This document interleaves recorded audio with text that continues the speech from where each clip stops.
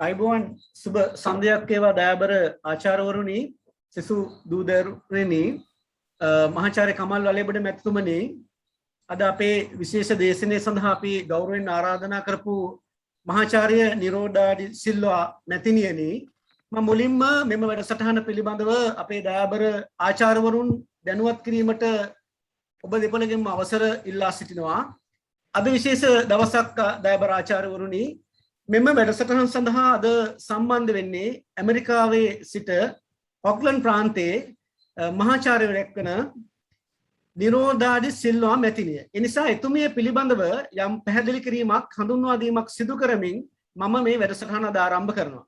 ඔබ දන්නවා පාසල් මාධ්‍ය සමාජ ප්‍රවර්ධන ජාතික වැඩසටහන යටතේ අද අප සංවිධානය කරනු ලබන්නේ 29 වන දේශනය. මේ දේශනය තුලින් දේශන මාලාව තුලින් අපි ඔබ විවිධ ආකාරයෙන් මේ විෂය පිළිබඳ ප්‍රාමාණික උගතුන් බුද්ධිමතුන් සංවේදන විශේෂඥයන් විශ්වවිද්‍යාල ආචාර්යවරුන් මහාචාර්යවරුන් ඔබේ විෂය මෙන්ම ඔබේ විෂයෙන් පරිබාහිරව සංනිවේදන ශාස්ත්‍රයේදී ඔබේ දැනුම දියුණු කර ගැනීම සඳහා ඔබට අවශ්‍ය වෙන අපි විවිධ විෂයන් යටතේ ඔබව දැනුවත් කරා.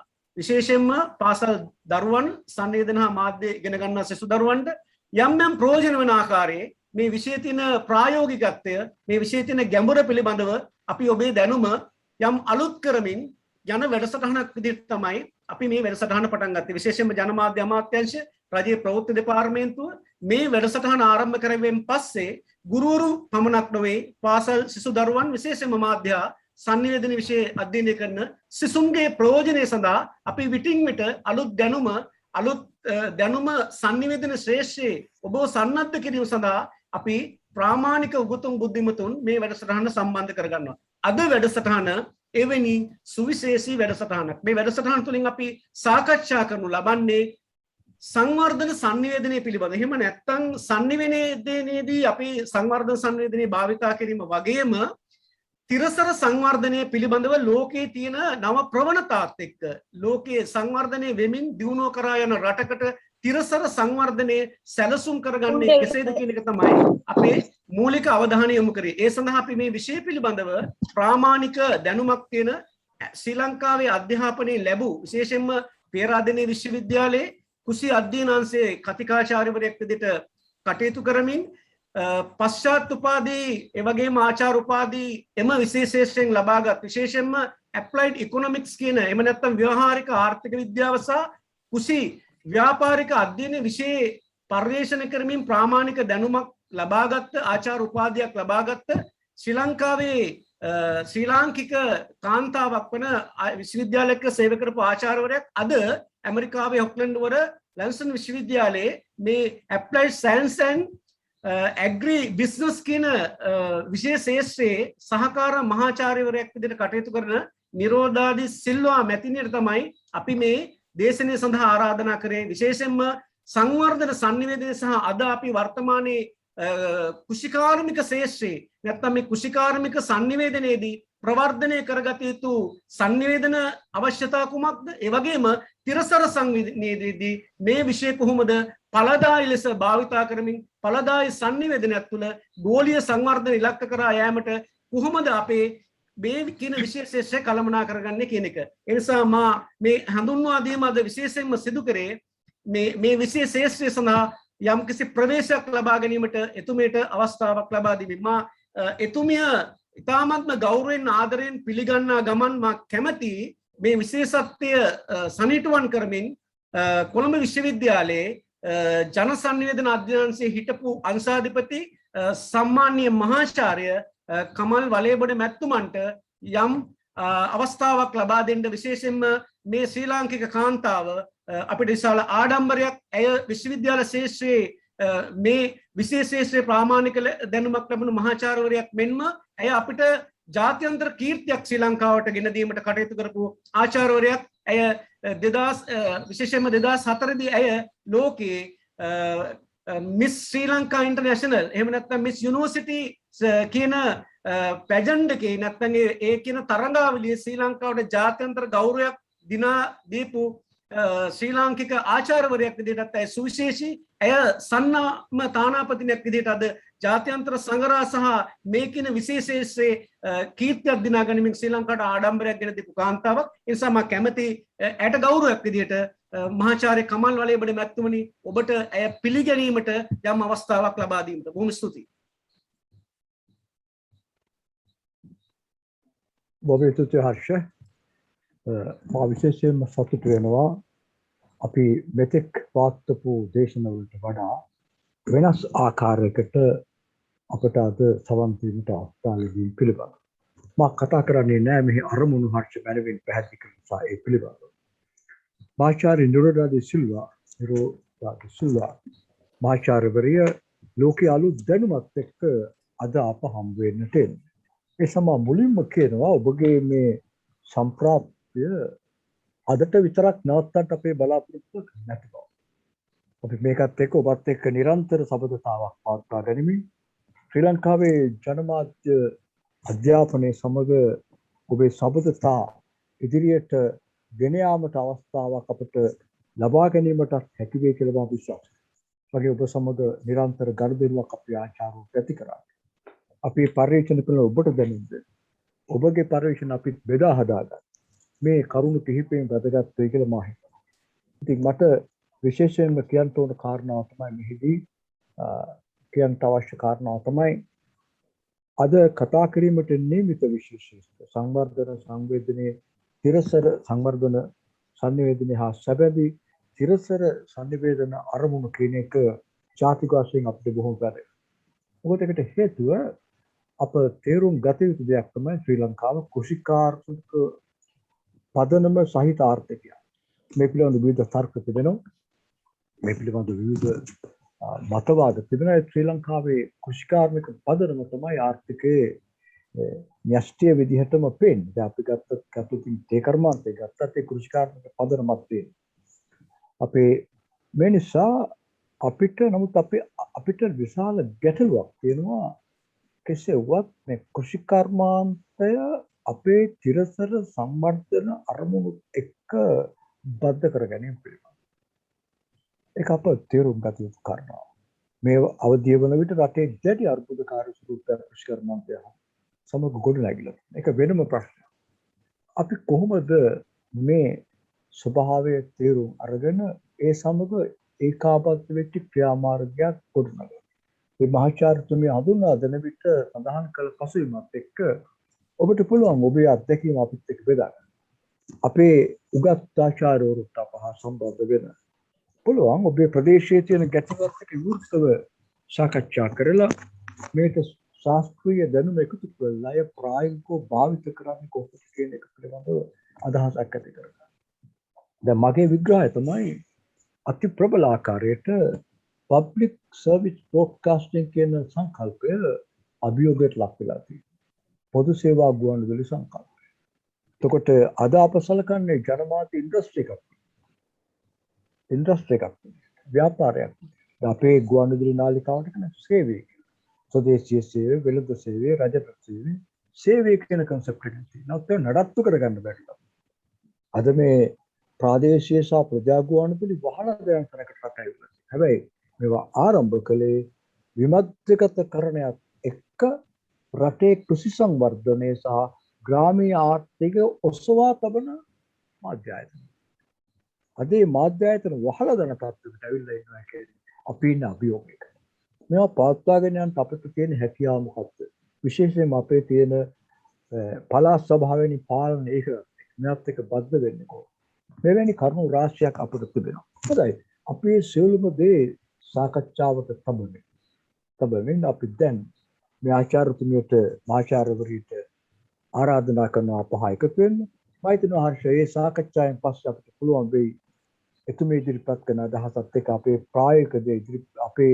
ප්‍රායෝගික ගැටලුත් එක්ක වගේම විසඳුම් එක්ක සාධනීය අවස්ථා රාශියකුත් මේ බද්ධ කළා අපි කොහොමද මේ කාර්යය කරන්නේ කියලා අපි මාචාර්ය නිරෝධාදී සිල්වා මහාචාර්යතුමියට සවන් දෙන්න කැමති. මේ සොඳුරු සන්දාවේ අපේ රටේ ඔබේ රටේ වෙලාව අතර පරතරයක් තියෙනවා අපිට. හොඳයි ඔබටයි ආරාධනා මහාචාර්ය. Now time is 8:10. Good morning, madam. I think you are in around 8:30. Your country's time is around 8:30. Good morning, madam. On behalf of the Department of Government Information and Ministry of Mass Media, I warmly welcome you, and I would like to invite to deliver your speech. Hello, everyone. It's a great honor for me to take part in this event. It is a real joy to see all of you. I hope that despite the dangerous and destructive pandemic, you and your families are keeping well. Thank you very much, Mr. Harsha Abekun, for inviting me for this session. My topic of the presentation is Sustainable Economic Development, the unique challenge of Sri Lanka and other middle-income countries. I first give a brief introduction, a background about the speech, why I selected this topic. Then I explain the challenges and provide few suggestions. This is the outline of my presentation today. I'm going to share the screen now. Can you see this? Yes, ma'am. Okay, thank you very much. You can see this is the outline of my speech today. Today, we live in a world of changes that are complex and are taking place rapidly. No country can withstand the change by itself. I must also add that no country can stand alone and expect to grow, develop, and sustain economic well-being of its people. The threats and challenges developing countries, and indeed most of the world face today, are interlinked. Therefore, it requires everyone to share responsibility and contribute to a common vision of growth. You might have heard about the Sustainable Development Goals, SDGs, which were established in 2015 by United Nations. These goals address many common concerns of countries in all levels of development. The goals are expected to be accomplished by 2030.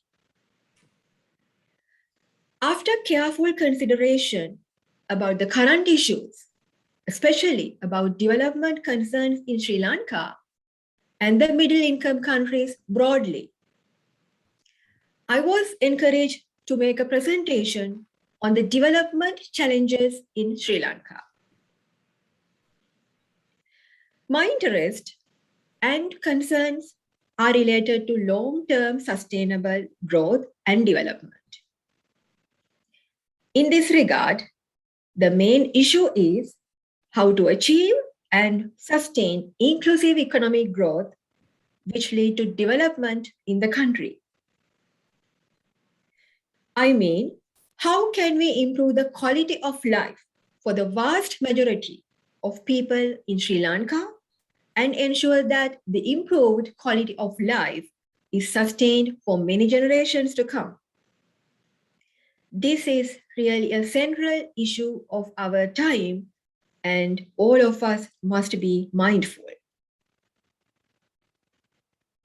It is my firm belief that each nation must build a public-private partnership, be focused on identifying the priorities of the country, and find ways by which to implement those priorities so that all citizens can benefit. When it comes to Sri Lanka, the country is not an exception. Collaboration is a necessity. As we continue this discussion, I will address several development issues of Sri Lanka. I will also suggest measures that can be taken to sustain inclusive growth. Let me be clear. I am not criticizing the government's effort in the development process of the country. I will share my own opinions based on what the data say about our country. Most of the data and statistics for this presentation are based on World Bank, International Monetary Fund, and Asian Development Bank sources. The title of the presentation is Sustainable Economic Development, the Unique Challenge of Sri Lanka and Other Middle-Income Countries. What are the challenges of growth in Sri Lanka that we can recognize based on the statistical evidence? The challenges are many, but given the limited time, I will focus only on the following. First, decline in exports to GDP ratio. Second, rapid devaluation of Sri Lankan rupee. Third, infrastructure gap. Fourth, knowledge economy. First of all, I would like to define sustainable development. According to the Brundtland report, it is a development that meets the needs of people without compromising the ability of future generations to meet their own needs. In simple words, we improve people's present quality of life while conserving resources for future uses for your children and my children. I first discuss declining exports to GDP ratio. Sri Lanka, as a small open economy, is dependent on trade, exports, and imports. In 2018, trade accounted for 53% of the GDP.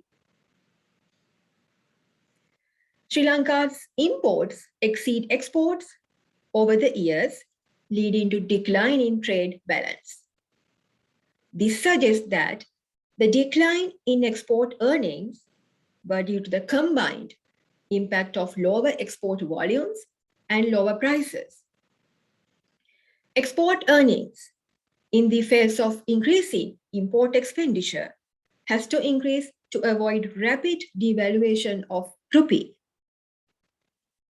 Export earnings cover about half of the imports, and the rest must be covered by foreign remittance and earnings from tourism. Indeed, over the past 2 years, the trade balance has been severely affected by COVID-19. In this figure, you can see the export earnings in Sri Lanka over the past years. The selected time period here from 1960 to 2020. The highest earnings reported in 2000, and as a percentage, it was 39.02% of GDP. The latest value from 2020 is 16.58% of GDP.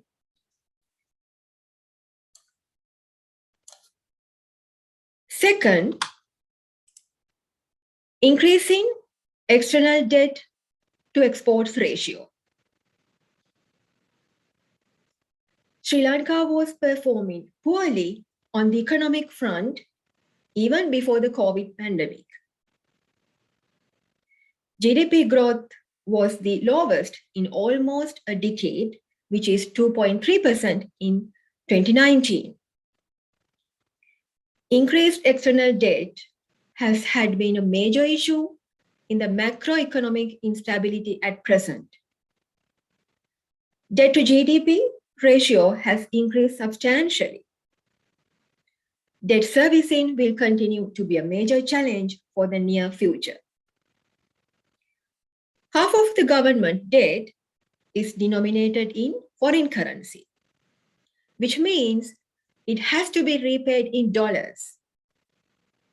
A large amount of foreign debt settlement of US dollars 4 billion per year is due over the period 2019 to 22. During the past decade, China has been the second largest foreign lender to Sri Lanka.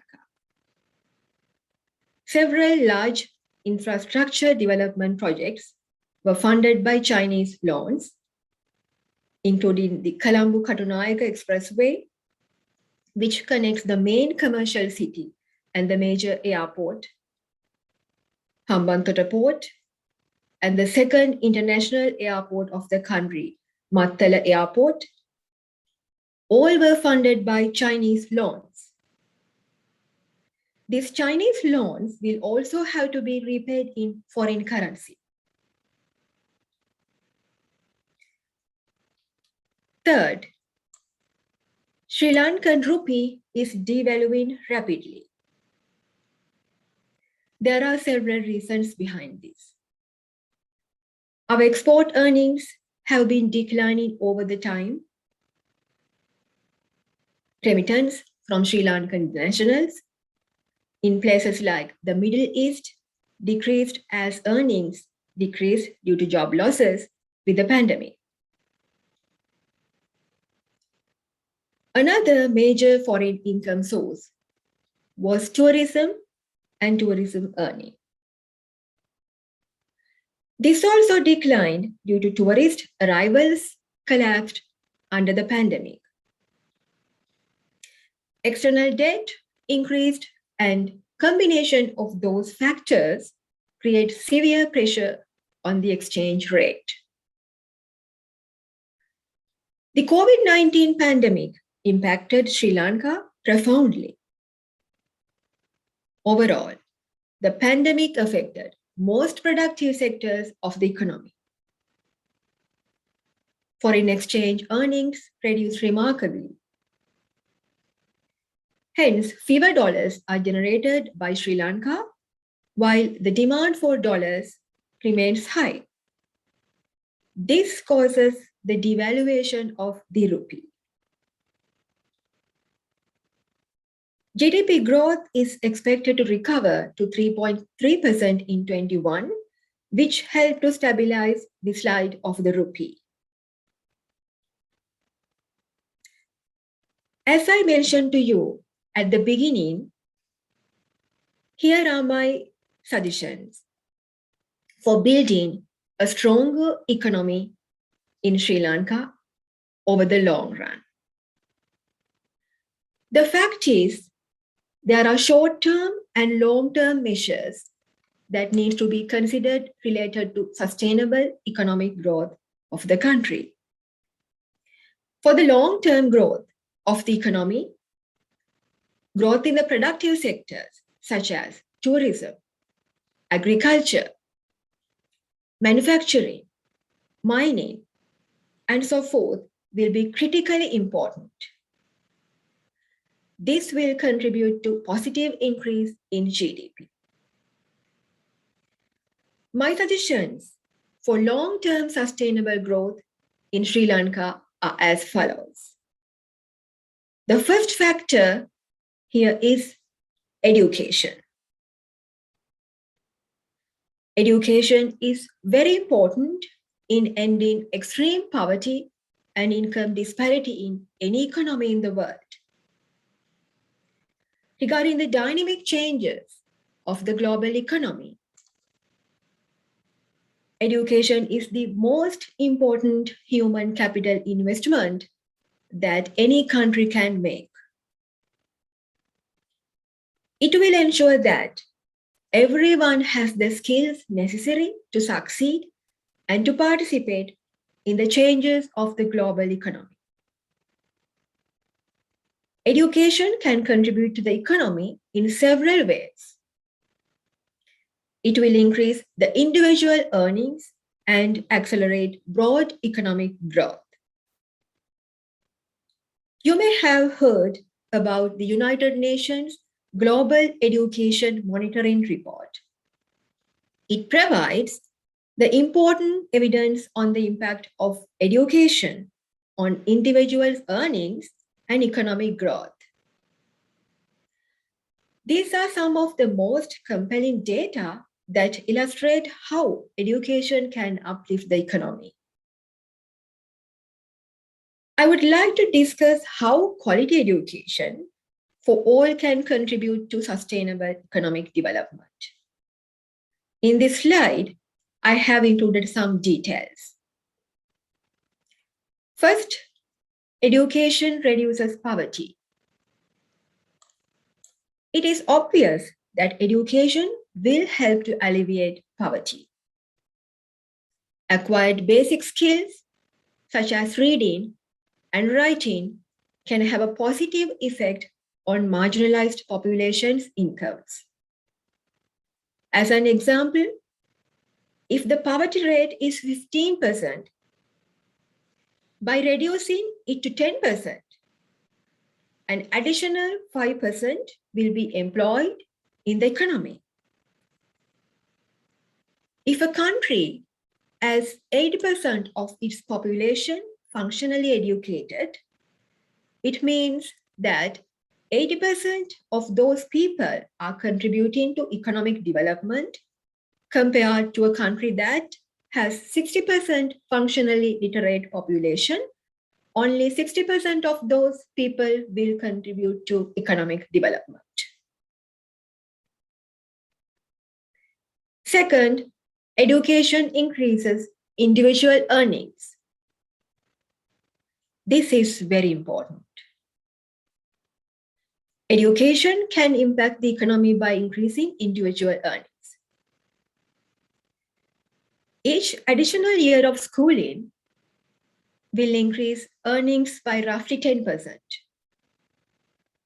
For each $1 invested in an additional year of schooling, earnings increase by $5 in low-income countries and $2.5 or $2.50 in lower middle-income countries.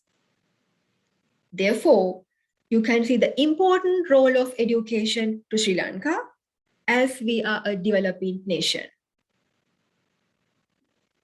Very importantly, education promotes economic growth. Education is essential to improve human capital. When your children and my children are educated, they will increase the productivity of the country. In other words, an increase in workers' educational level will increase their human capital, as education will build necessary skills for the individuals. Therefore, it will increase the productivity of these workers and the economy's output. This means more educated people will be in the labor force. When the skilled laborers are employed across all the sectors in the economy, eventually the country's gross domestic product, GDP, will increase. Sri Lanka, being a middle-income country, it will face competition from advanced economies. Long-term inclusive growth depends on the labor productivity, which will be eventually determined by education. Fourth, the other key determinant that proceeds along with education for building a vigorous economy in Sri Lanka is knowledge economy. As you know, knowledge has been an important component for many activities and professions in the society. What is a knowledge economy? The knowledge economy produces goods and services, is based on knowledge-intensive activities. Some of the key elements which create value in a knowledge economy include human capital, information, intellectual property, innovative ideas, and practices. According to the World Bank, there are key components required to function as a knowledge economy. First, a skilled and knowledgeable workforce is necessary to build and apply knowledge in a knowledge economy. Workers should have the ability to continuously learn and increase knowledge to generate goods and services in a knowledge economy. Sri Lanka has a powerful workforce in the BPO industry, especially in fast developing industries such as information technology. Overall, Sri Lanka has a capable and skilled workforce. Sri Lanka is ranked as very high in the Human Capital Index provided by the United Nations. However, numerous challenges are there. One is limited number of high school graduates with a good background in STEM and technology training. STEM means science, technology, engineering, and mathematics. This remains an issue. Limited opportunities in further education in the STEM field is a constraint to the growth of the workforce. Therefore, it needs to be expanded and improved the related courses and occasions for STEM. By implementing the necessary strategies in education, it will create an efficient and productive workforce. Not only that, but it also reflects on the quality of public education overall. Second, a robust digital infrastructure is important for the functioning of a knowledge economy. Because knowledge economy continuously depends on the distribution of knowledge, information, and digital resources.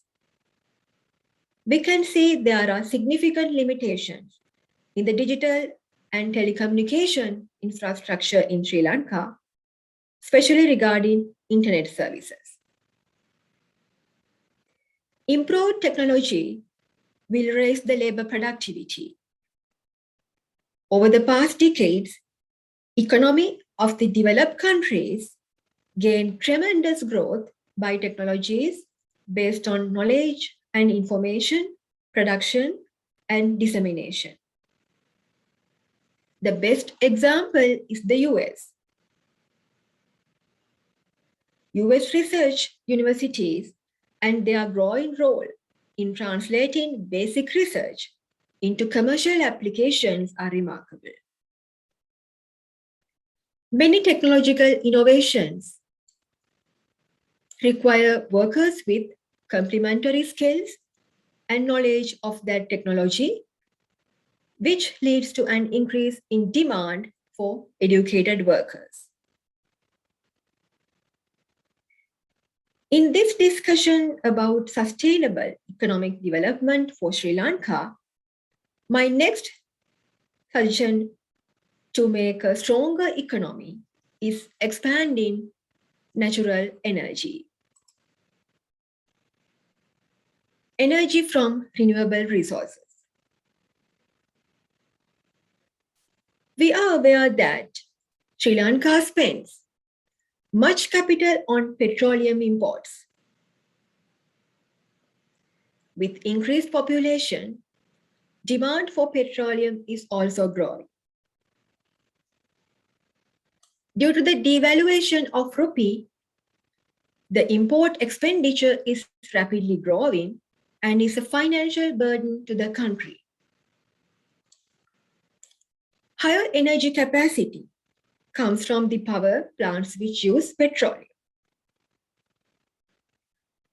According to the statistics, Sri Lanka uses around 31% total petroleum imports for the power generation in the country. This consumes 1/3 of country's foreign earnings. Here I need to point out a fact. When the country is importing commodities, the country has to pay in dollars. How are we paying for imports? It is from foreign earnings. With declined exports and tourism, will not be able to generate enough income or foreign exchange. On the other hand, oil imports are highly susceptible to petroleum price variations in the world market. Some days prices are going up and other days going down. This creates pressure on oil imports and supports high foreign exchange and budget deficit. Rapid shift to solar power will reduce this dependency. Transport sector also should seek long-term solutions such as solar-powered vehicles to limit the dependency on imported fuel. As another implication, better infrastructure facilities. This is extremely important. Sri Lanka has made significant steps in improving its physical infrastructure connectivity, especially its roads, seaports, and airports. Such projects have long been recognized as necessary to strengthen the country's efforts to emerge as a regional service center. It will raise the competitiveness and efficiency of its export earnings capacity and contribute to long-term development objectives. In this process, it is anticipated that better infrastructure in roads, seaports, and airports will improve running costs and cut down on delays, and this will filter through to all parts of the economy to increase overall efficiency. The availability and quality of transport services continues to be an area that needs significant improvement in Sri Lanka to bolster the economy. So again, ladies and gentlemen, my suggestions are through investment in education, development of energy from renewable sources, building out of a knowledge-based economy, and improvement in infrastructure, sustainable development in Sri Lanka can become a reality. By so doing, we will improve the quality of life for the vast majority of people in Sri Lanka and ensure that the improved quality of life is sustained for many generations to come. I thank you all for sharing in this discussion, and I wish you all very well. Remember to be safe, including your friends and families. Thank you very much. Thank you, madam. Thank you very much. Now I would like to invite Professor Kamal Walebada. Sir, thank you. I think you can start. Actually, Okay. we would like to give you a chance to everybody to discuss this matter. විශේෂයෙන්ම අපි ආරාධනා කරන්න කැමති ආචාර්යවරුනි, දයාබර සිසු දරුදරියනි, මෙම දේශන ඉංග්‍රීසි භාෂාවෙන් පැවැත්වුවද මේ පිළිබඳව අපේ මහාචාර්ය කමල් වලේබඩ මැතිතුමන් ඔබ සියලු දෙනාටම මහාචාර්ය නිරෝධාදි සිල්වා මහත්මිය විසින් මේ පවත්වනු ලැබූ ආර්ථිකය සහ ගෝලීය අපි ශ්‍රී ලංකාව විදිහට අපේ ආර්ථික ඉලක්ක ජයග්‍රහණය කරගනිමින් ශ්‍රී ලංකාවේ සමාජ සංවර්ධනයක් තිරසර සංවර්ධනයක් උදෙසා අපේ අනාගත ඉලක්ක කොහොමද සකස් කරගන්නේ ඒ සඳහා කොච්චර කුමන ආකාරයෙන් අධ්‍යාපනය වැදගත් වෙනවද කොහොමද අපේ රටේ සෑම පුරවැසියෙකුටම ආර්ථික සංවර්ධනයක් කරා ළඟා වීමේදී අපි අනුගමනය කළ යුතු ක්‍රියාමාර්ග සහ අපේ අභියෝග අපි දිගු කාලීන වශයෙන් කෙටි කාලීන මධ්‍ය කාලීන වශයෙන් සැලසුම් කරගැනීමේ වැදගත්කම එතුමේ සාකච්ඡා කරා ඒ පිළිබඳව සංවර්ධන සංවේදනයේ සඳහා සංවේදන ආචාර්යවරුන්ට එවැගේම මේ විෂය පිළිබඳව උනන්දු වෙන සියලු දෙනාටම ඒ පිළිබඳව සංවර්ධන සංවේදනයේ මාතෘකා ඔස්සේ යම් පැහැදිලි කර ගැනීමක් මහාචාර්ය කමල් වලේබන මැතිතුමන් ඔබට ඉදිරිපත් කරයි. ඉන් අනතුරුව ඔබට යම්කිසි ප්‍රශ්නයක් තියෙනවා නම් අපේ මහාචාර්යතුමියගෙන් ඔබට විමසන්න පුළුවන්. ඔබට සිංහල භාෂාවෙන් කතා කරන්න පුළුවන්. අපි ඒක සම්බන්ධ කරනවා. එතුමියට සිංහල භාෂාව තේරෙනවා. නමුත් එතුමේ දේශනේ ඉතාමත්ම පැහැදිලිව ඔබට මේ ඉතාමත්ම නිර්වුල්ව නිවැරදිව ඉදිරිපත් කිරීම සඳහා එතුමිය මේක භාවිතා කරා. ඔබට යම් කිසි ආකාරයෙන් ගැටලුවක් හෝ ඔබ මේ පිළිබඳව කතා කිරීමට තියෙනවා නම් ඔබ සිංහල භාෂාවෙන් ඉදිරිපත් කරන්න කියලා ගෞරවයෙන් ආරාධනා කරනවා. මහාචාර්යතුමනි ඔබට අවස්ථාව ලබා දීමට. Thank you, Professor Nirodha. First of all, I would like to offer my thanks for your contribution. You're welcome. See, in her lecture, my dear teachers and the students, first part of her lecture, she pointed out our challenges. Those are the topics these days highly discussed in Sri Lanka. Radio, media, as well as some intellectual discussion, political debates. Those main challenges are being discussed. I think all our teachers also have some sort of sound knowledge. But then the suggestion, most of we are discussing about the challenges and frankly speaking criticizing each other, but that's not the way to find out the answer. That's not the way to find out the answer. So can you speak loudly? Yes, we have some. Yeah, okay. Can you speak loudly? Now can you hear me now? Is it okay, Harsha? Yeah, please continue, sir. Oh, thank you. May I start from the beginning? No, not necessary, right. sir. Okay, please okay. Continue your speech. Yeah. Decline of the export is a big problem to Sri Lanka. It's become a crisis, not a problem. But that's not the result of this pandemic situation.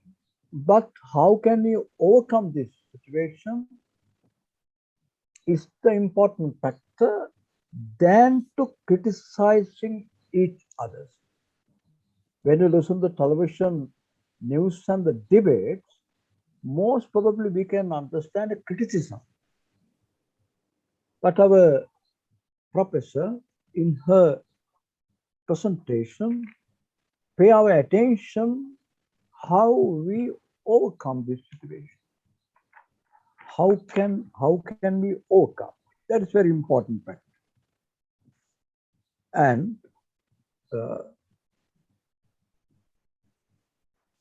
she pointed out only main 3 points, 3 suggestions. 3 suggestions. First thing is education. Education. And he paid her attention to the knowledge economy. Knowledge economy. Now we are discussing concerning about the economic, the education, providing the facility to improve the education, quality education and so on. But this topic also is a discussing topic in our country. Knowledge economy. Knowledge economy system of consumption of production that is based on intellectual capital. Based on intellectual capital is the base of this knowledge economy. These topics is being discussed as also Sri Lanka has launched some decisions.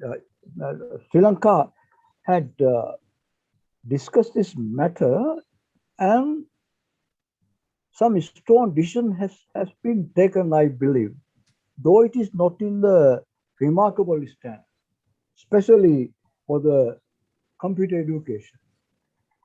Sir, sorry for the disturb you. Shall we start our discussions? So we'll give you a chance to our teachers to ask some questions. After that, we can discuss, sir. Oh, shall we start? Shall we give some opportunity to? Arshada, we can start after that. I will give me 1 minute. And the second is energy consumption. At the better infrastructures building. This all the areas has been developed with a certain standard, but it is not sufficient to overcome our challenges, I believe. එතකොට මම සිංහලෙන් කියන්න ඕනේ මේ ටික. නෑ sir අපි ඉස්සෙල්ලා මේ අපේ ගුරුවරුන්ට අපි අවස්ථාවක් දීලා අපි ඒක අපේ මහාචාර්යතුමීට පැහැදිලි කරමු යම් ආකාරයක ඒ ප්‍රශ්නේ තියෙන ගැඹුර හෝ ඒ සංකීර්ණතාවය පිළිබඳව ඊට පස්සේ අපි ආපහු නැවත සාකච්ඡාව පටන් ගමු. මම හිතනවා ඉතාලම කෙටියෙන් මම පොඩ්ඩක් කියන්න කැමතියි. ඒ කියන්නේ මේ ආචාර්යතුමිය පැහැදිලි කරන එකේ තමයි අපේ ආර්ථිකයේ අපේ අධ්‍යාපනයේ සඳහන් කරන ශේෂ්ත්‍ර ගැන අපි යම් අවධානයක් යොමු කරලා තියෙනවා. නැත්තේ නෑ මේ රටේ. නැත්තේ නෑ. විශ්වවිද්‍යාල මේ කම්පියුටර් එඩියුකේෂන් එක ව්‍යාප්ත කරන්න, ඉන්ටර්නෙට් ෆැසිලිටිස් ප්‍රොවයිඩ් කරන්න, අපේ ඉන්ෆ්‍රාස්ට්‍රක්චර් ඩෙවලොප් කරන්න, හාබර් එයාපෝට් ඩෙවලොප් කරන්න, සෝලර් පවර් ගැන තිබුණාට විශාල වශයෙන් අවධානයක් නෑ. ආචාර්යතුමිය කියන කාරණේ වැදගත් දෙයක් මට පේන්නේ මේ කියන කරුණු අපි ආරම්භ කරලා තිබුණාට ඒක ප්‍රමාණවත් විදිහට අපි අභියෝගයට මුහුණ දෙන්න තරම් ශක්තිමත් නැහැ කියන. හොඳයි. අපි මෙයාට අවස්ථාව දෙමු. I think the professor also can understand. Thank you very much.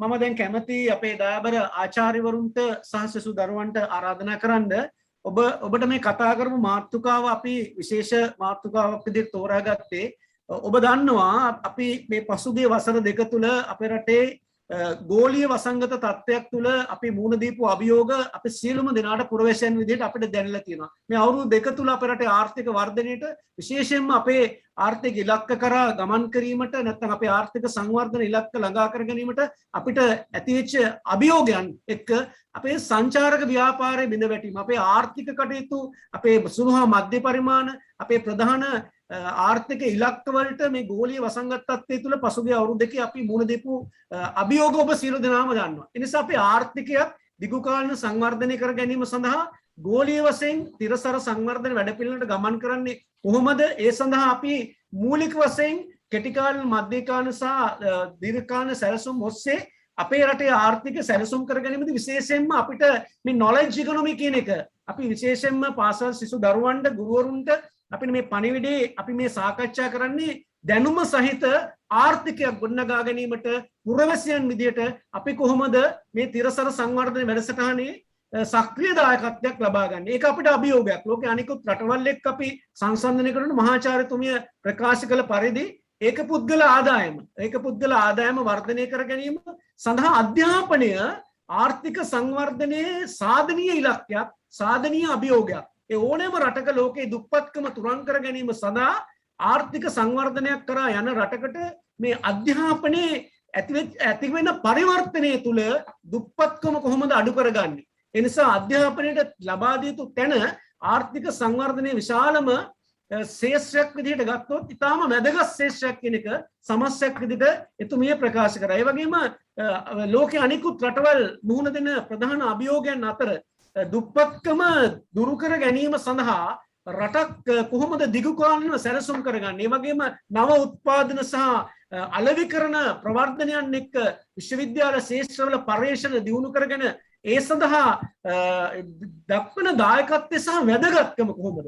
ඒ ඇමරිකානු විශ්වවිද්‍යාල සහ ඇමරිකානු අධ්‍යාපන ක්‍රමයේ ඇති උනන්දුව සහ නව උත්පාදන පර්යේෂණ සහ ඒවා ප්‍රවර්ධනය කර ගැනීමෙන් ආර්ථික සංවර්ධනයකට නැත්නම් ආර්ථික ඉලක්ක ගමන් කරවීම සඳහා කොතරම් දායකත්වයක් ලබාගත හැකිද යන්න ඒකින සම්පින්ඩනයක් විදිහට තමයි අය කතා කරේ. ඒ නිසා අපිට ශ්‍රී ලංකාව රටක් විදිහට මේ තිරසර සංවර්ධන ඉලක්ක කරා ගමන් කිරීමේ ආර්ථික සංවර්ධන ක්‍රමෝපායන් පිළිබඳව සිතා බැලිය යුතුයි කියන පණිවිඩය ගත්තේ. අපි දන්නවා මේ වෙනකොට අපේ රටේ ප්‍රධාන ඉලක්ක සැලසුම් අපි සකස් කරනකොට එතුමියගේ සබ්ජෙක්ට් අපි ගත්තොත් එහෙම විෂය ගත්තොත් එහෙම කුෂිකාර්මික ආර්ථිකයක් විදිහට විශේෂයෙන්ම අපේ රටේ නිෂ්පාදන ශේෂ්ත්‍රයේ වැඩි දායකත්වයක් දෙන කෘෂිකර්මාන්තය සහ එය සංවර්ධනය කර ගැනීමට අප සියලු දෙනාම පුරවැසියන් විදිහට මේ ශේෂ්ත්‍රයේ ලබන අත්දැකීම මීට වඩා ආර්ථික නිෂ්පාදන ක්‍රියාවලියක් තුළ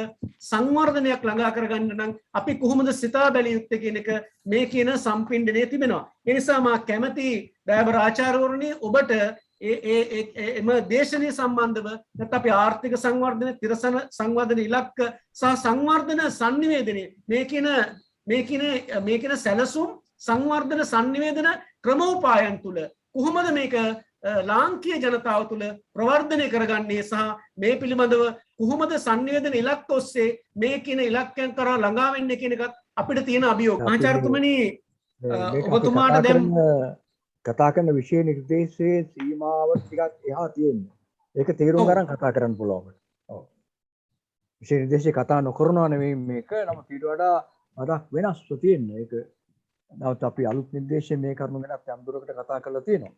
හොඳයි. ඔව්.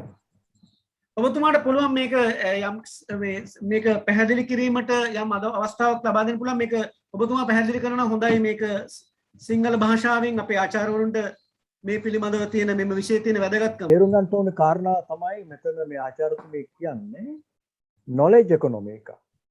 ඒ කියන්නේ රටක ආර්ථිකය දියුණු කිරීම සඳහා consumption of the production that is based on the intellectual capital. ඒ කියන්නේ ශාස්ත්‍රීය දැනුම තමයි මෙහි මූලධනය වන්නේ. consumption of the production නිෂ්පාදනයේ වැඩි දියුණු කිරීම සඳහා.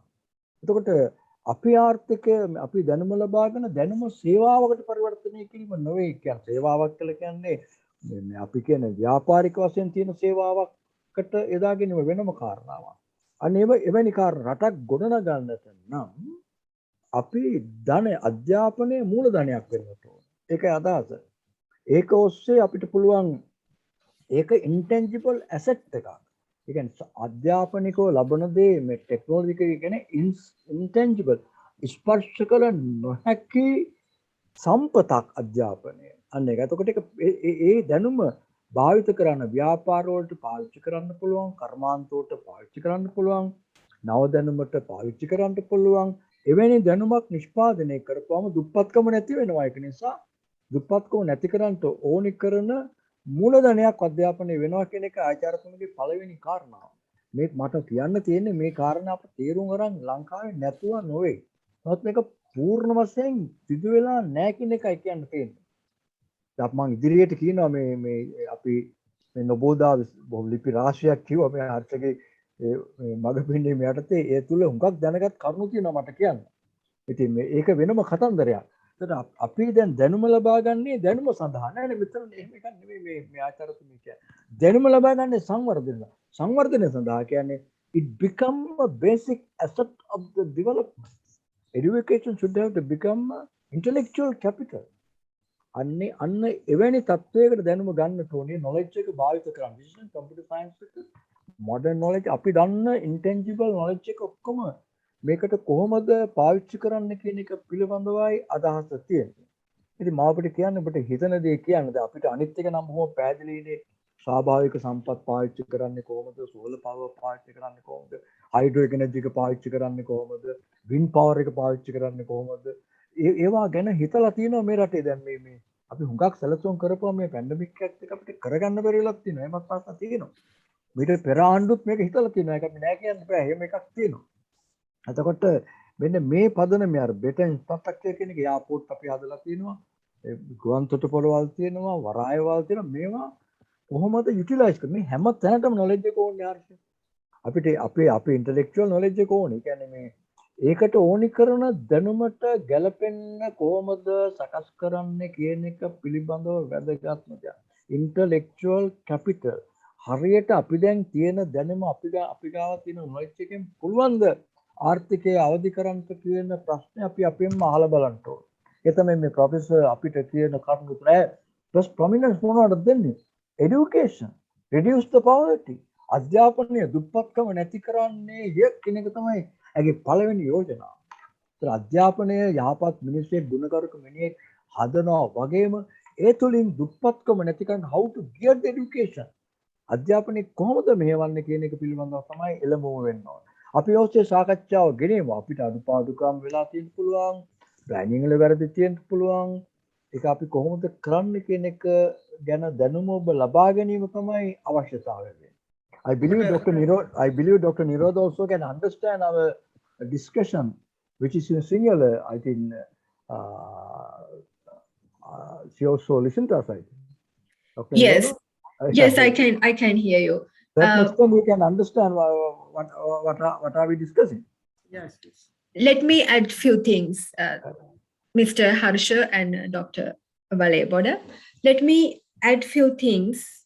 As I mentioned you in my speech today, I provided some measures, suggestions. Of course, I can see our government has taken steps, necessary steps, but it should continue. It's a comprehensive framework.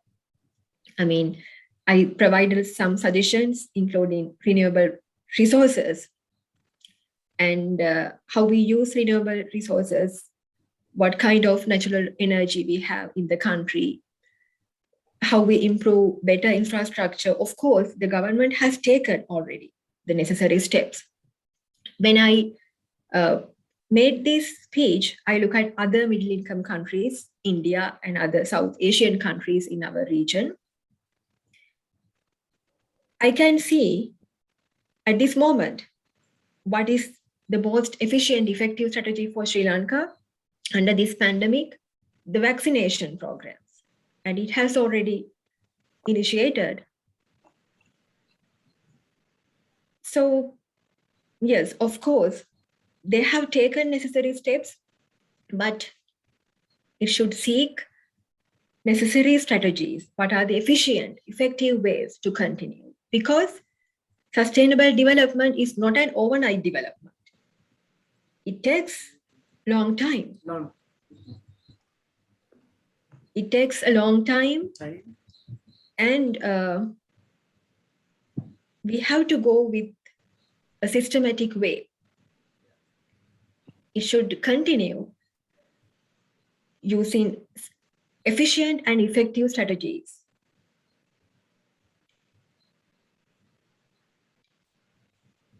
Again, we should be patient. All the statistics and data that are used for this presentation from World Bank, Asian Development Bank, and International Monetary Fund. What actually I wanted to show you what the data say about our country. And I think the country is progressing, but it should continue with efficient and effective strategies.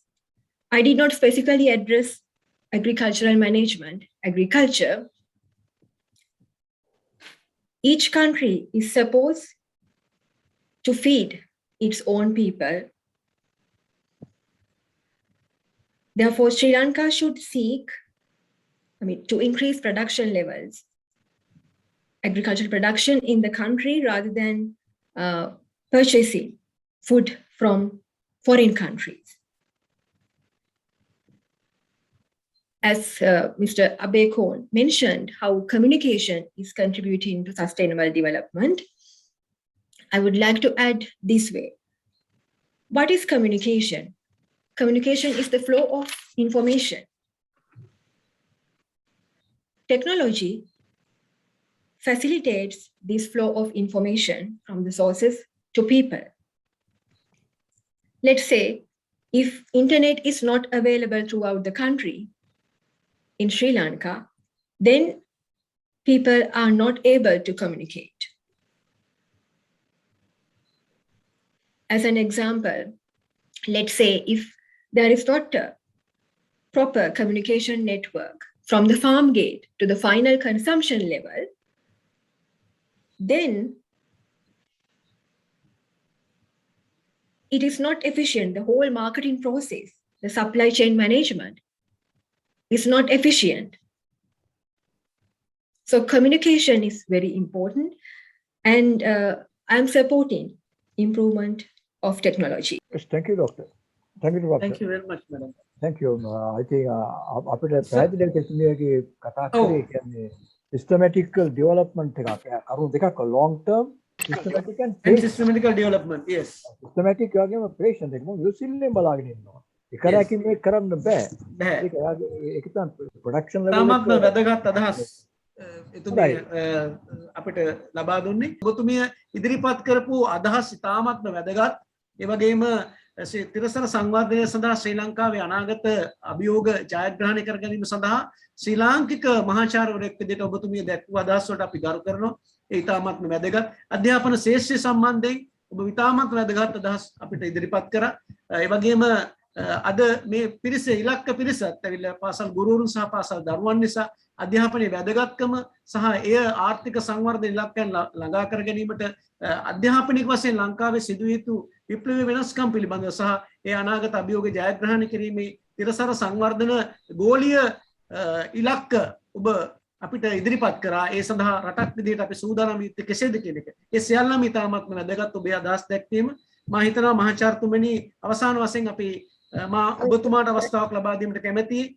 මහාචාර්යතුමීට ගෞරවයක් විදිහට මේ වැඩසටහන සම්බන්ධයෙන් ජනමාධ්‍ය අමාත්‍යාංශය ඒ වගේම අපේ රජයේ ප්‍රවෘත්ති දෙපාර්තමේන්තුව මේ පාසල් මාධ්‍ය සමාජ ප්‍රවර්ධන වැඩසටහන යටතේ එතුමිට අපි ආරාධනා කරා ගෝලීය තිරසර සංවර්ධනය සහ ඉලක්ක සම්බන්ධව අපිව දැනුවත් කරන්න. ඒ වගේම මේ වැඩසටහනේදී මා විශේෂයෙන්ම දකින්නේ ඉදිරි කාල පරිච්ඡේදයේ 2023 ආසියානු සංවර්ධන බැංකුවේ මහා සමුළුව තියෙන්නේ ජාත්‍යන්තර සමුළුව තියෙන්නේ ශ්‍රී ලංකාව.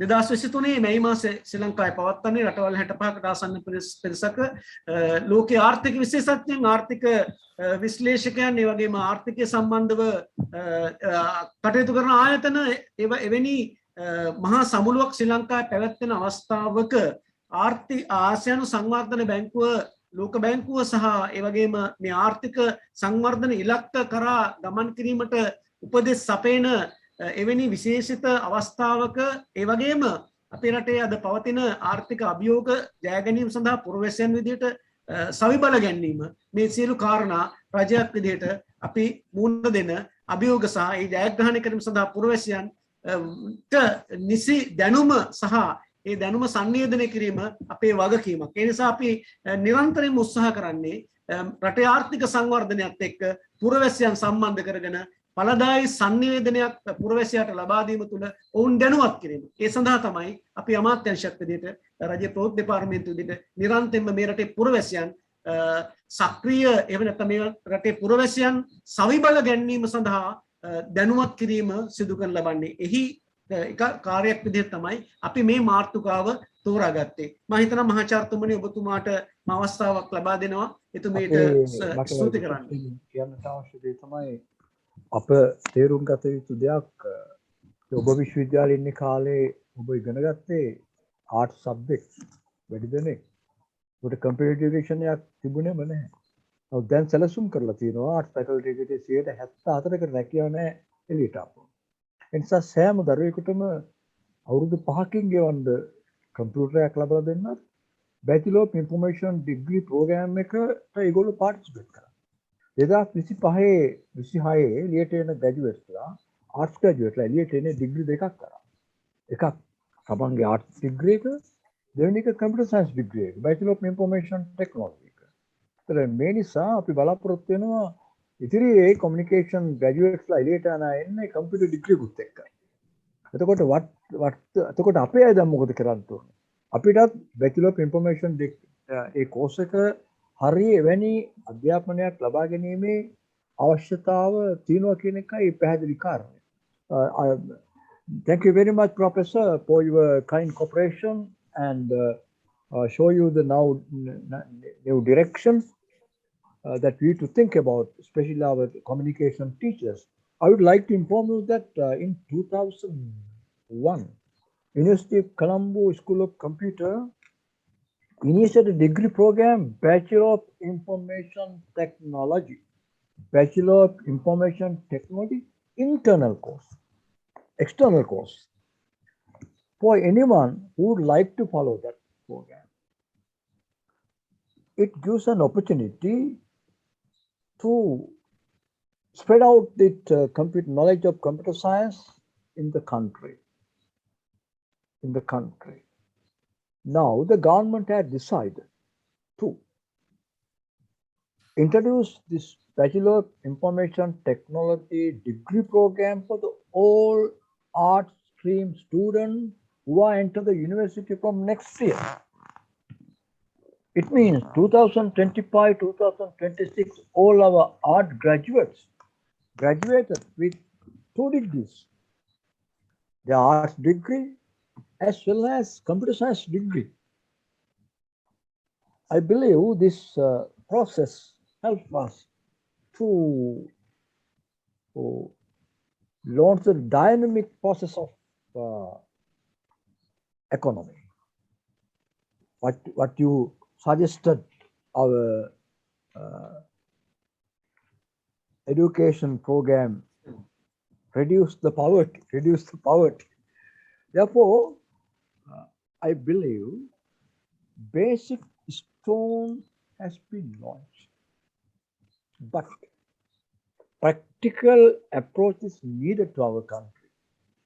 Harsha Mangitan, you Harsha agree with me. Practical approach is needed. Therefore, thank you, Professor, for your kind cooperation and joined with us with the Ministry of Information. And You're very welcome. You're very welcome. It was very happy to share this information with you guys. And I would like to say, Madam,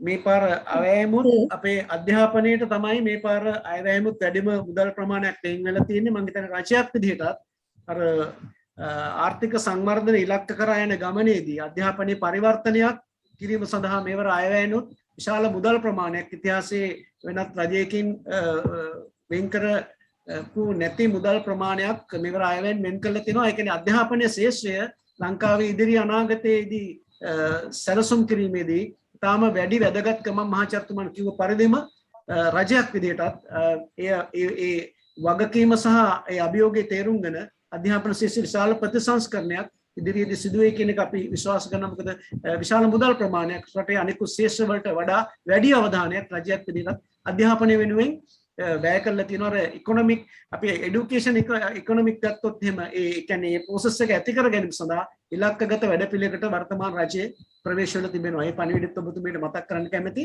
අපි මේ වැඩසටහන સમાપ્ત කරන්න යන්නේ. අද විශේෂ මාතෘකාවක් තෝරාගත්තේ ඔබට බොහෝ වෙලාවට ඔබට මේ මාතෘකාව ටික බැරෑරුම් වෙන්නේ නැති. නමුත් අපි දැනගෙන හිටියා මේක අපිට ඉදිරියේදී මේ එතුමිය කතා කරපු එතුමිය ලබා දීපු ඉලක්ක දත්ත සහ එතුමිය දැක්වූ අදහස් එක්ක අපිට සාකච්ඡාවක් ඉදිරියේදී අපේ අනිකුත් දේශනවලදී අපිට ඔබ සංවර්ධන sannivedanaya සම්බන්ධයෙන් අපි සැලසුම් කරන දේශනාවකදී මේ දත්ත සහ තොරතුරු එක්ක මේ ඉලක්ක අපි සාකච්ඡා කරන්න පුළුවන් වැදගත් අදහස් ප්‍රමාණයක් එතුමිය අපිට පැහැදිලි කරා. ඒ පිළිබඳව ඔබට ඉදිරියේ අපිත් එක්ක සාකච්ඡා කරන්න පුළුවන්. මම කැමතියි දැන් අවස්ථාවක් ලබා දෙන්න. එතුමියත් කැමති මම හිතන්නේ ආචාර්යවරයෙක් සම්බන්ධ වෙනවා නම්. ඔව් සර්, ප්‍රථමයෙන්ම ස්තුතිවන්ත වෙනවා ආදරණීය සම්මානිත ආචාර්ය ඇදුරුතුමන්ට, කමල් වලේගොඩ ආදරණීය ගුරු පියාණන්ට, ඒ වගේම හර්ෂ සර් ඔබටත් ස්තුතිවන්ත වෙනවා මේ වැඩසටහන මේ ආකාරයෙන් නිරන්තරයෙන්ම අප වෙනුවෙන් සංවිධානය කරමින් පවතින එක ගැන. තිරසර සංවර්ධනය, ව්‍යවහාරික ආර්ථික විද්‍යාව, කෘෂි කළමනාකරණය, sannivedanaya සහ අභියෝග කියන මාතෘකාව යටතේ හරි අපූර්වට දැනුවත් වීම සිද්ධ කළ ඇමරිකා එක්සත් ජනපදයේ ලැංගස්ටන් සරසවියේ ව්‍යවහාරික ආර්ථික විද්‍යාව සහ කෘෂි විද්‍යාව පිළිබඳ සහකාර මහාචාර්ය කෘෂි විද්‍යාව පිළිබඳ වැඩසටහන් ප්‍රධානී සහ සන්නාම තානාපති ආචාර්ය නිරෝධා ඩී සිල්වා මහත්මියට ස්තුතිවන්ත වෙනවා මේ අවස්ථාවේදී. ඉතාමත් වැදගත් කරුණු ගොන්නකින් අපව සන්නද්ධ කිරීම පිළිබඳ එතෙන්දී පුංචි සඳහනක් කරන්න අවශ්‍ය වෙනවා. එතුමිය සඳහන් කළා තොරතුරු අපේ ජනතාව වෙත ගෙනියන්න ඕන. මේ තොරතුරු තමයි, දැනුම තමයි අපේ බලය වෙන්නේ. අපි දන්නවා sannivedanaya ස්වභාවය ගැන කතා කරද්දී sannivedanaya බලය වේ කියන කාරණය ස්වરૂපය ගැන කතා කරද්දී sannivedanaya බලය වේ කියන කරුණ අපේ දරුවන්ට අපි උගන්වනවා. එතකොට මේ sannivedanaya බලය වෙන්න නම් මේ දැනුම සන්නද්ධ වෙන්න ඕනේ අපේ මේ පාසල් දරුවන් තුල.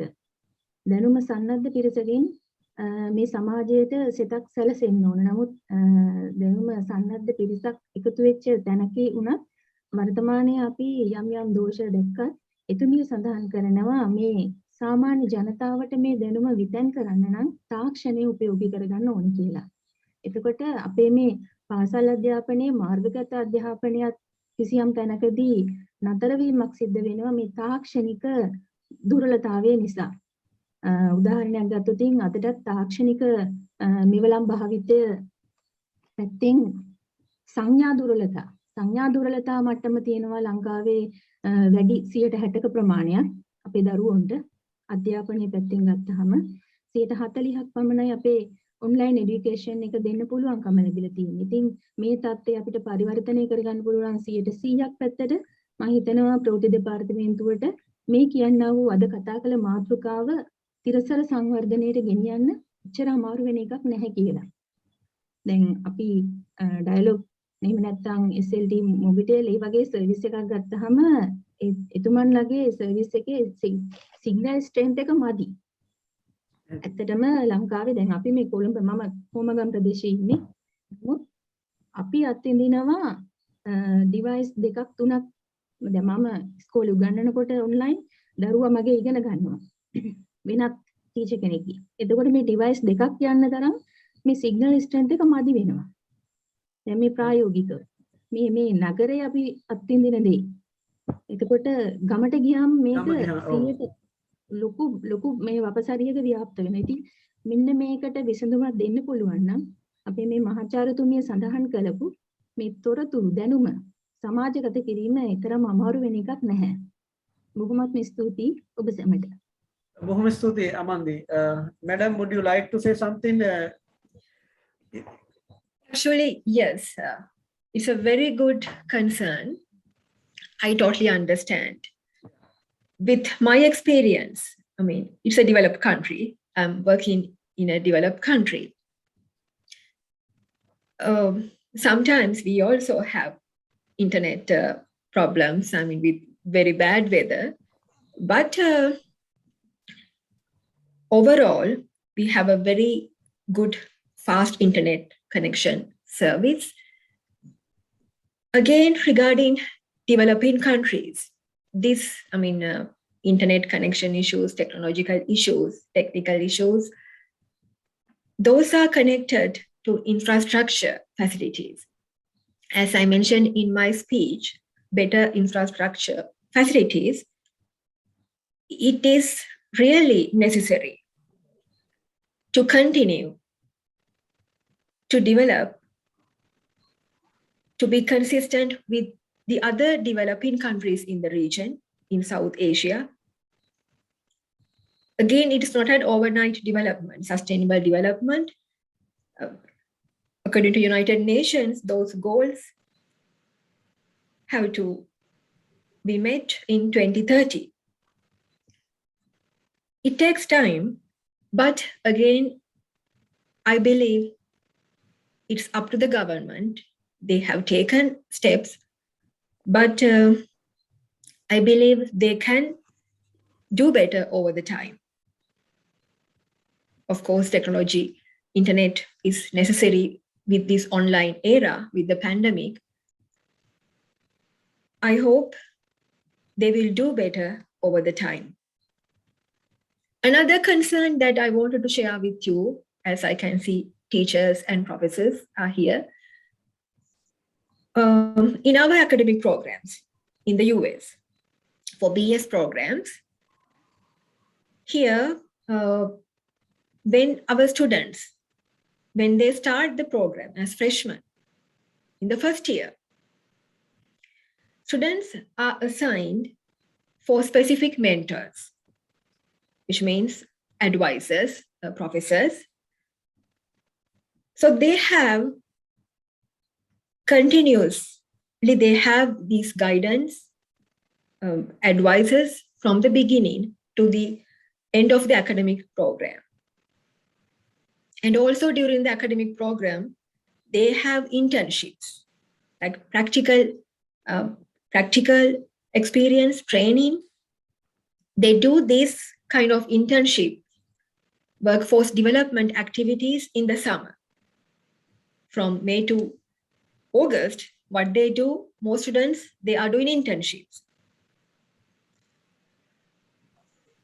In the other semesters, they learn theory in the classroom. During the summer, they apply this theoretical knowledge by working with the professional organizations.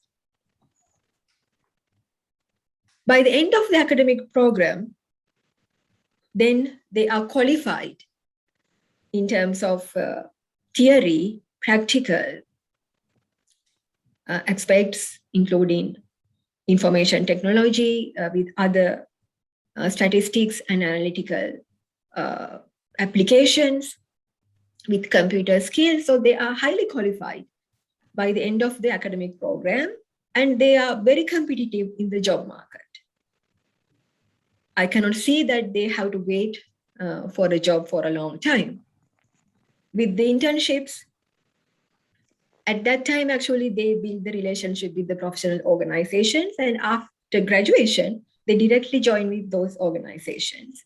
And I have a grant from USDA to fund for those students who are doing internships.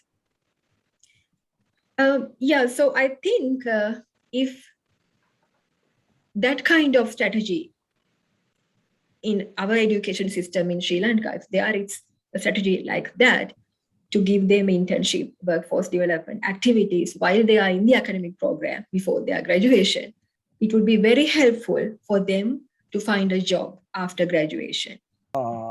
එතුමිය සඳහන් කරන්නේ රටේ මේ ජීවත් වෙන රාජ්‍යයේ පවතින අධ්‍යාපනය හේත් තියෙනවා හිටිකවන් නෙට්වර්ක් ප්‍රශ්න ඇති වෙනවා කියලා කියනවා අපේ වගේ තමයි. අපේ වගේ නෙවෙයි ඒක විශේෂම කාලගුණය නිසා. කාලගුණය නිසා හැම වෙන්න පුළුවන්. නමුත් හැම විශ්වවිද්‍යාලයට එන ළමයෙකුටම පර්සනල් මෙන්ටර් කෙනෙක්. එයාව අනුගමනය කරන ගුරුවරයෙක් ඉන්නවා. අපේ දැන් ස්ටුඩන්ට් කවුන්සලර්ස්ලා හිටියට එක්සර කෝස් ඇටෙන්ෂන් එකක් නැහැ. ඒක අපේ නෑ හැම සිස්ටම් එකක්. අපේ මෙඩිකල් ෆැකල්ටි වල තියෙනවා.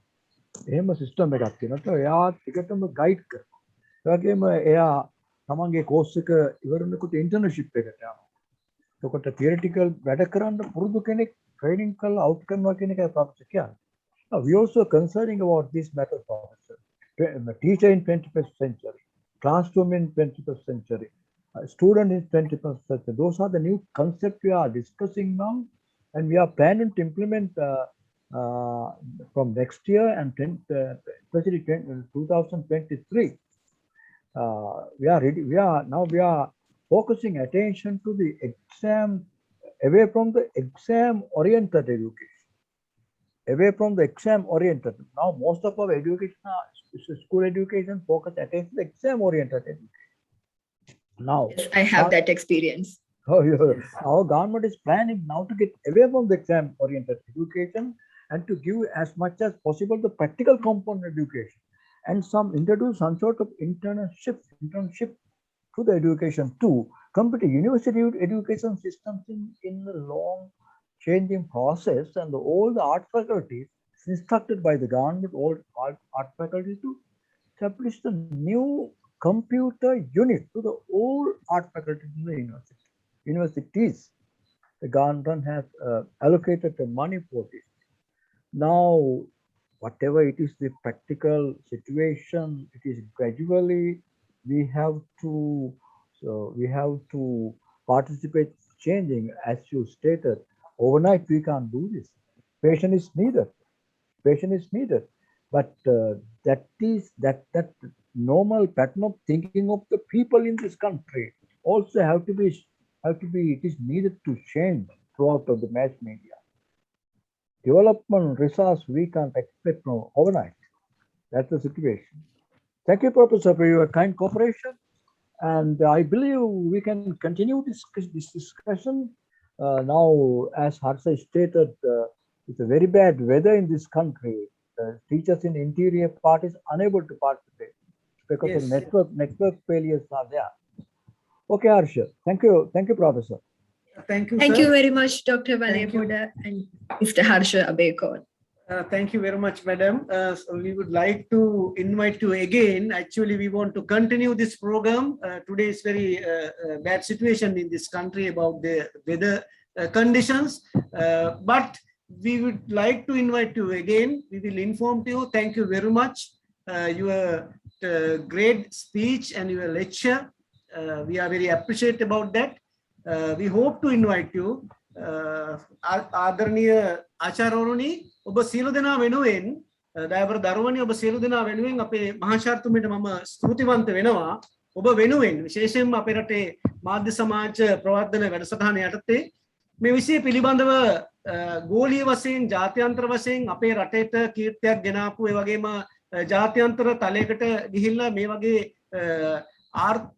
ව්‍යවහාරික ආර්ථික විද්‍යාව වගේ විෂයක ඇමරිකාව වගේ රටක විශ්වවිද්‍යාලයක මහාචාර්යයෙක් වීමේ ගෞරවයත් අපි බෙදා ගැනීමට තමයි අපි මෙතුමියට ආරාධනා කරන්නේ ඔබට යම් ආකාරයක උත්තේජනයක් අධ්‍යාපනයේ යම් කිසි ආශාවක් ඒ වගේම ඉලක්කයක් කරා යන කෙනෙකුට මහාචාර්ය නිරෝධාද සිල්වා වැනි කාන්තාවක් ආචාර්යවරයෙක් මහාචාර්යවරයෙක් ඇත්තෙන්ම ශ්‍රී ලාංකික වශයෙන් අපිට අභිමානයක්. ඒ අභිමානයත් බෙදා ගැනීමට තමයි ඔබත් එක්ක මේ වගේ ලෝකේ ජයගත්ත අපේ රටේ පුරවැසියෝ පිළිබඳවත් ඔවුන්ගේ අධ්‍යාපනය අපේ රටට නැවත අපේ අලුත් පරම්පරාවට ලබා දීම සඳහා තමයි මම විශේෂයෙන්ම මහාචාර්ය නිරෝධා දිසිල්වා මැතිණියට අපි ආරාධනා කරමු. ඊටාම නිහතමානීව එය ඊටාමත්ම ආදරයෙන් අපේ රටේ දරුවන් වෙනුවෙන් පිළිගැනීම ගැන ජනමාධ්‍ය අමාත්‍යාංශ විදිහට රාජ්‍ය ප්‍රවෘත්ති දෙපාර්තමේන්තුව විදිහට ඔබතුමීට ස්තුතිවන්ත වෙනවා. ඒ වගේම මාර මුලින් කලින් සඳහන් කළ පරිදි ජාත්‍යන්තර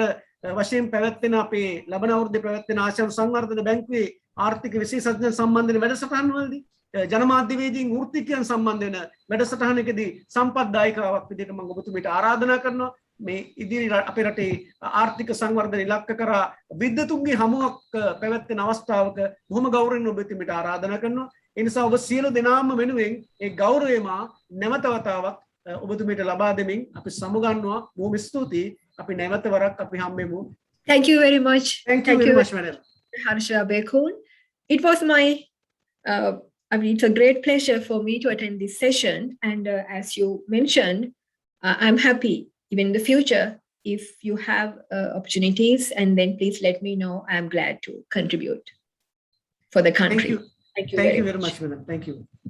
මහාචාර්යතුමනි ඔබතුමාටත් මා ගෞරවයෙන් ස්තුතිවන්ත වෙනවා මේ අවස්ථාවේදී මහාචාර්යතුමිය වෙනුවෙන් ස්තුතිවන්ත වෙමින් ඒ වගේම මේ වැඩසටහන වෙනුවෙන් අදහසක් ඉදිරිපත් කිරීමට අපිත් එක්ක සම්බන්ධ වීම ගැන ඔබ සියලු දෙනාටම සුබ රාත්‍රියක්. නැවත වතාවක් අපි ලබන ඉරිදා අපි හමු වෙමු මෙවන් වැඩසටහනකදී. ඒ සඳහා අපි ඔබේ විෂයට සම්බන්ධ ආචාර්යවරයෙක් සම්බන්ධ කර ගැනීමට අපි සූදානම් වෙනවා. ඒ නිසා ඒ සඳහා එක්වෙන ලෙස ආරාධනය කරමින් ඔබ සියලු දෙනාටම නැවත වතාවක් සුබ රාත්‍රියක් ප්‍රාර්ථනා කරනවා. බොහොම ස්තුතියි. Thank you very much.